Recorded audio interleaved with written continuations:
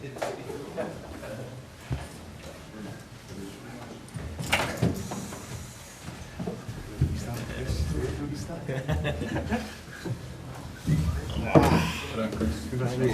you, thanks, Chris. Thanks.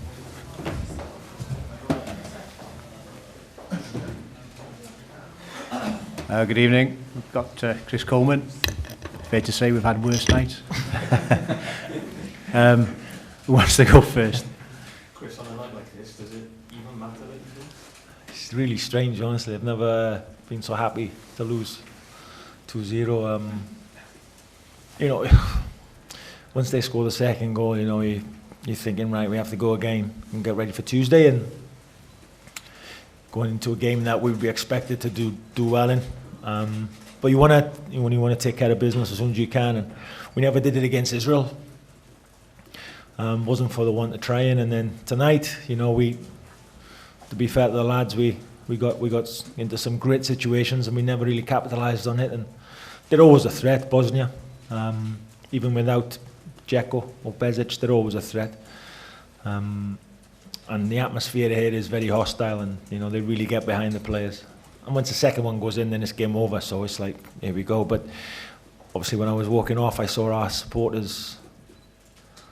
They were singing, and then our secretary Mark Evans whispered in my ear that Israel had lost. So game on. After that, it's all smiles, and it's hard. I can't honestly describe to you. Probably won't sink in for a few days because waited so long. I say not.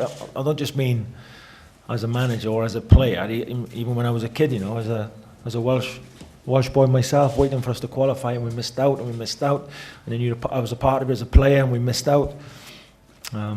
So when for us to finally do it is I can't describe the there's a lot of emotion involved, of course, and I can't describe the feeling.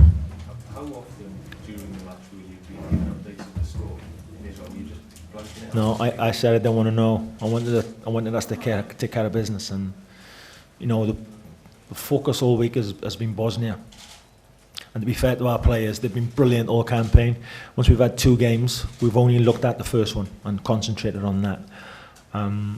So I had no idea what the result. I said I don't want to know. Let's just take care of our own business. And of course, coming off, then when you get the news, it's this sheer elation. Are you surprised with this result? Am I surprised with the result? This evening, 2-0. If you look at the game and the balance of the game, I don't think we deserve to lose the game. I think Bosnia were getting frustrated. You made some substitutions. You played a different game than you normally play. You played long balls, so you have a big striker, and once you scored, then you had momentum. But up until then, we were never in trouble. We were comfortable. It was always a tough game, of course. But once you scored the first goal, then obviously that changed everything. But now you've got a good chance to go to Cyprus and get the result. I think you need a point. You need a point to qualify. So good luck to you. Just have a translation? Yeah. Prvo pitanje je bilo vezano za rezultat večeras, kako se uopšte selektor osjeća. I on kaže jednostavno nije lako jer prvo nismo došli da izgubimo i na kraju pomalo je možda razočaravajuće izgubiti 2-0, ali tako je kako jeste.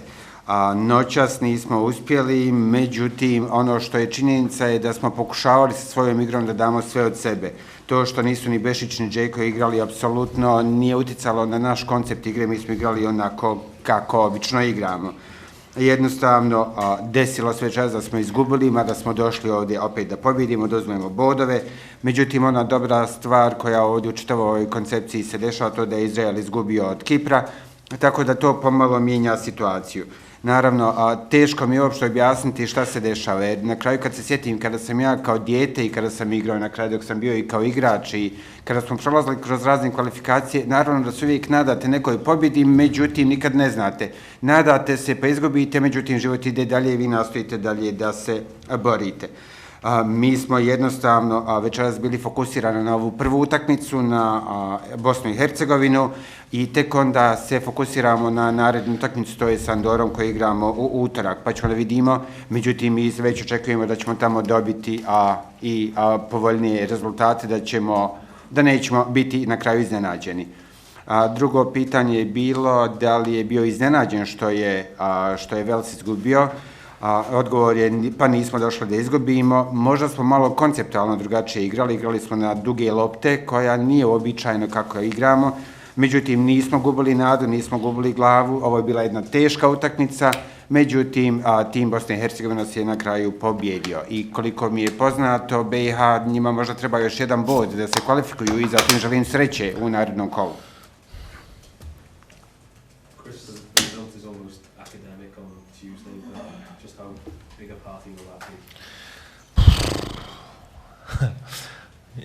It's really strange feeling because we've never ever been this new territory, you know.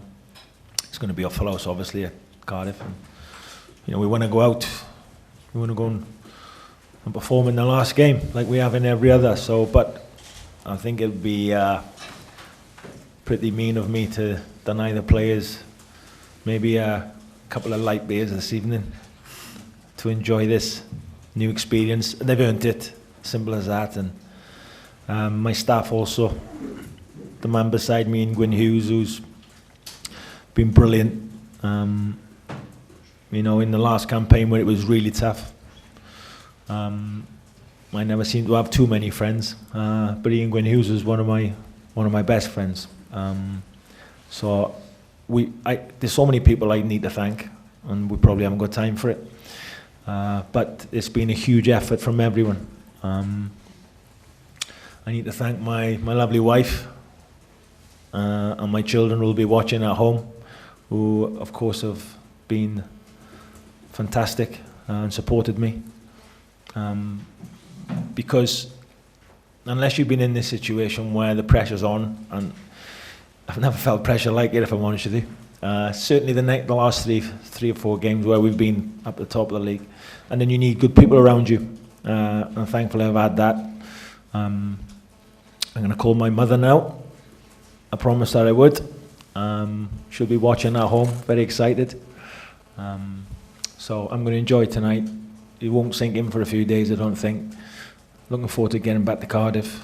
I hope everybody at home, and what I would imagine, they'll be laughing and smiling. And they deserve a smile on their face because they've waited a long, long time. And now it's here, now it's coming. So let's enjoy it. I know you say it's going to take a few days to sink in naturally, but when does the planning in earnest start for France? And have you let those thoughts enter your mind already? What are Wales capable of? We've been out there twice, to be honest. We've been out there twice because we need, not because that's not arrogance, you know, but you have to do your planning and just in case. So I'm glad we've been out. We'll go out again next month to finalise things. So we kind of know where we want to be. We can't confirm it yet, but we kind of know where we want to be. But we've already been out twice to check things out.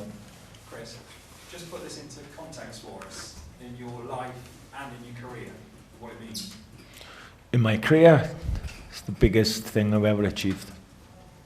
I've been lucky enough, you know, I played for some good clubs and won championships with Fulham and Crystal Palace.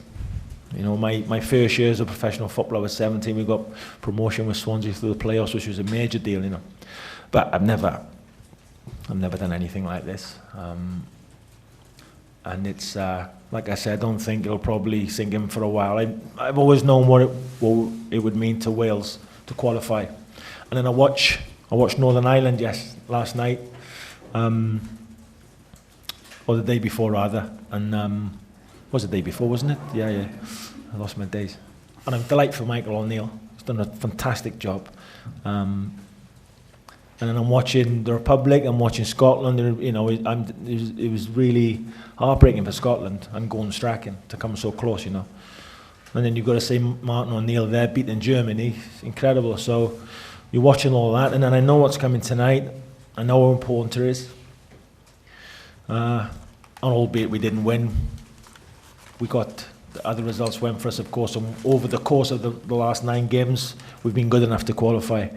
And this is by far it's the biggest in my career. It's the biggest achievement I've ever. And it doesn't matter what I go after Wales. I'm not sure, no matter what I do, how successful I am, I'm not sure anything is going to top this feeling and this achievement. I'm hugely proud to be manager of Wales in such a fruitful time, and obviously now we've qualified, and I'm going to enjoy that.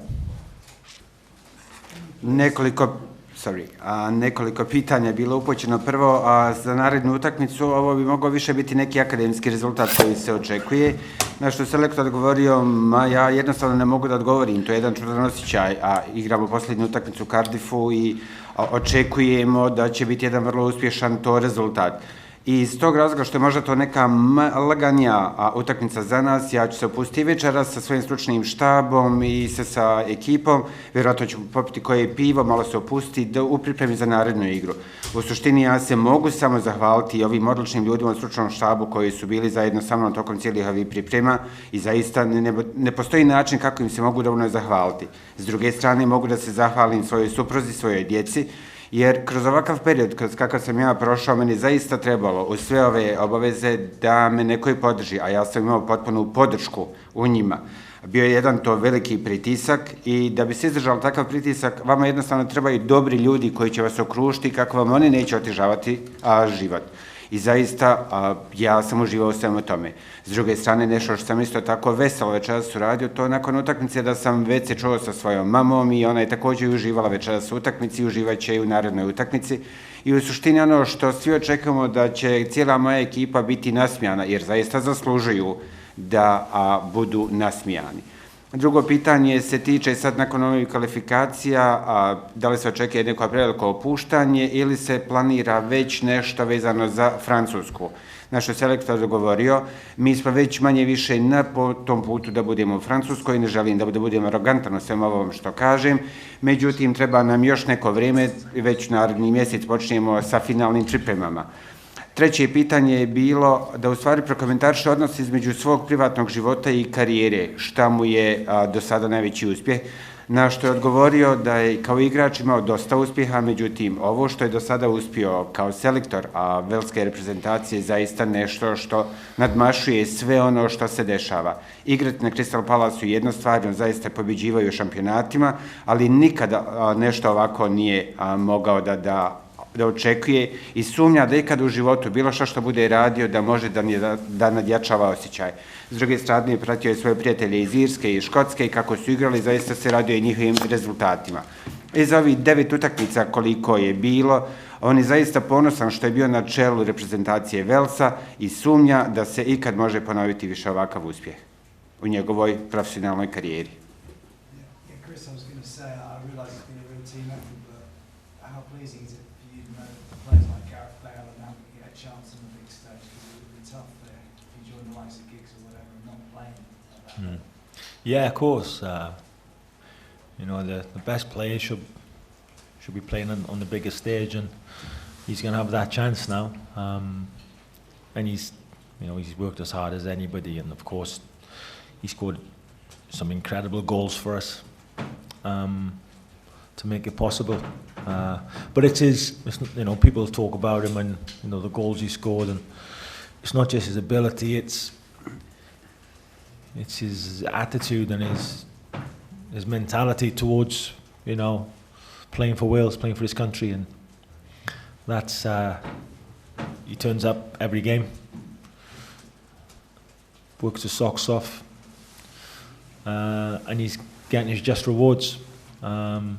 And everybody wants to talk about Gareth Bale and Aaron Ramsey, two incredibly good players, and now the both of them, of course, have done as much as anyone to get us into the situation where we're in, and now they can have the chance to go and play against some of the best players in the world, some of the best teams in the world. So I'm sure they're both looking forward to that immensely.